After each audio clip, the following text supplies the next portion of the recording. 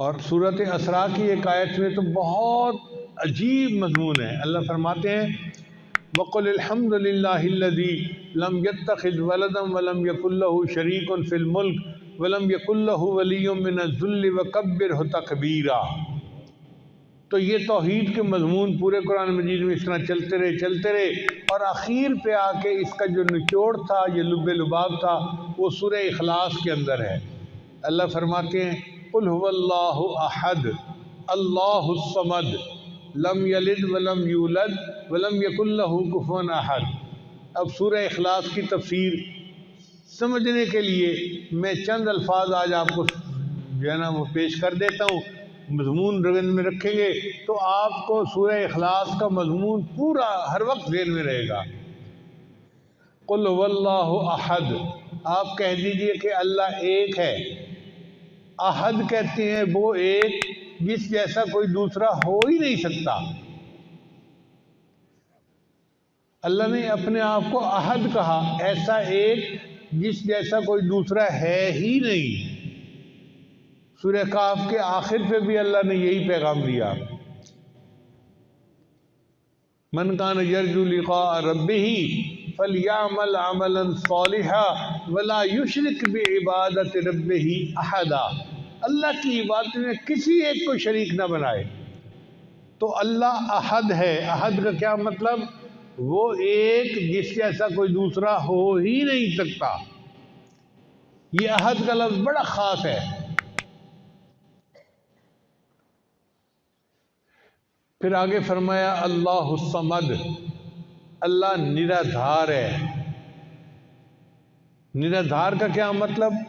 कि सारी मखलूक अल्लाह की मोहताज है, अल्लाह किसी का मोहताज नहीं है। अब ये बात अपनी जगह हकीकत है, हम सब अल्लाह के मोहताज हैं, अल्लाह किसी का मोहताज नहीं है। तो ये दो आयतें हुई। समझने के लिए इसको यूं समझ लीजिए कि पहली आयत में तौहीद वजूदी है। ये तौहीद वजूदी सूफिया वाली नहीं है, बल्कि लफ्ज़ इस्तेमाल किया जा रहा है अपने समझने के लिए। कुल हुवल्लाहु अहद, ये वजूद के बारे में है कि अल्लाह एक है, उस जैसा कोई है ही नहीं। ये तौहीद वजूदी हुई। फिर अल्लाहुस समद, सब अल्लाह के मोहताज हैं, अल्लाह किसी का मोहताज नहीं है। ये तौहीद शहूदी हुई। सूफिया वाली तौहीद शहूदी नहीं, समझने के लिए हम उस लफ्ज़ को इस्तेमाल कर रहे हैं। तो कुल हुवल्लाहु अहद और अल्लाहुस समद, तौहीद वजूदी, तौहीद शहूदी। और तीसरा है लम यलिद वलम यूलद, ना अल्लाह ने किसी को जना, ना अल्लाह को किसी ने जना। ये तौहीद ज़ात है। ना अल्लाह की कोई औलाद है, चूँकि मुशरिक जो थे वो अल्लाह को तो मानते थे, लेकिन कहते थे कि फरिश्ते अल्लाह की बेटियां हैं। ईसाई अल्लाह को मानते हैं, लेकिन ईसा अलैहिस्सलाम को अल्लाह का बेटा मानते हैं। बीवी मरियम को अल्लाह की बीवी मानते हैं। हम कहते हैं नहीं, लम यलिद वलम यूलद, न उसने किसी को जना, ना उसको किसी ने जना। इसको तौहीद ज़ात कहते हैं। एक ही है अल्लाह। कुल हुवल्लाहु अहद अल्लाहुस समद, तौहीद वजूदी, तौहीद शहूदी। और तीसरी जो है वो है तौहीद ज़ात। और चौथा है वलम यकुल लहू कुफुवन अहद, और उसका कोई कुफ भी नहीं है, हमसर भी नहीं है। सिफ़ात में उसकी कोई उस जैसी सिफ़ात रखने वाला है ही नहीं। ये तौहीद सिफ़ात हुई। तो चार लफ्ज़ याद रखें, पूरी सूरह इखलास का मज़मून आपको हर वक्त ज़हन में रहेगा। कुल हुवल्लाहु अहद, तौहीद वजूदी, अल्लाहुस समद, तौहीद शहूदी, लम यलिद वलम यूलद, तौहीद ज़ात, वलम यकुल लहू कुफुवन अहद, तौहीद सिफ़ात। तो चार तरह की तौहीद इस छोटी सी सूरत के अंदर अल्लाह ने बयान करके तौहीद को एक जगह पर जमा फरमा दिया। इसलिए सूरह इखलास इतनी अजीम सूरत है। एक साहबी हर नमाज में यही पढ़ते थे। किसी ने पूछा नबी अलैहिस्सलाम से कि जी वो हर नमाज में यही सूरत पढ़ते हैं? نبی علیہ السلام نے پوچھا تم کیوں کرتے ہو ایسا؟ اے اللہ کے بھی مجھے یہ مضمون بڑا پسند آتا ہے، میں ہر نماز میں یہ پڑھتا ہوں۔ نبی علیہ السلام نے فرمایا سورہ اخلاص کی اس محبت کی وجہ سے اللہ نے تمہارے گناہوں کی مغفرت فرما دی۔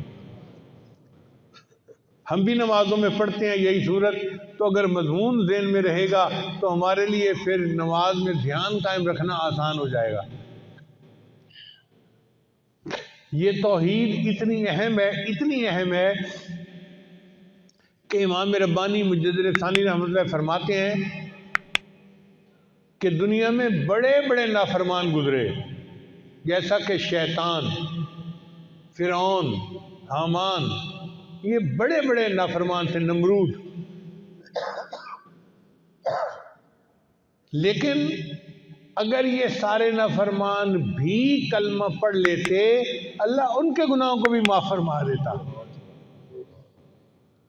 اور ایک مکتوب میں امام ربانی مجدد ثانی رحمۃ اللہ فرماتے ہیں کہ اگر ایک مرتبہ کلمہ پڑھنے پر اللہ ساری مخلوق کے گناہوں کو معاف فرما دے تو اس کی بھی گنجائش موجود ہے۔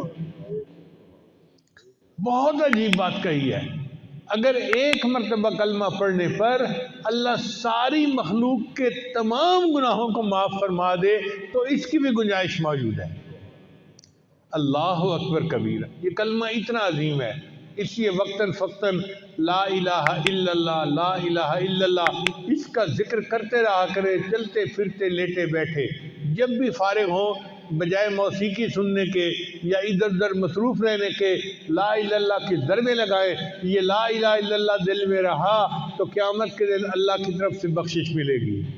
اللہ تعالیٰ ہمیں توحید پہ زندہ رکھے، پوری زندگی گزارنے کی توفیق عطا فرمائے، اور توحید کے اوپر اللہ ہمیں موت عطا فرمائے، اور قیامت کے دن توحید کا سرمایہ لے کر اللہ کے سامنے کھڑے ہونے کی توفیق عطا فرمائے۔ وآخر دعوانا ان الحمد للہ رب العالمین۔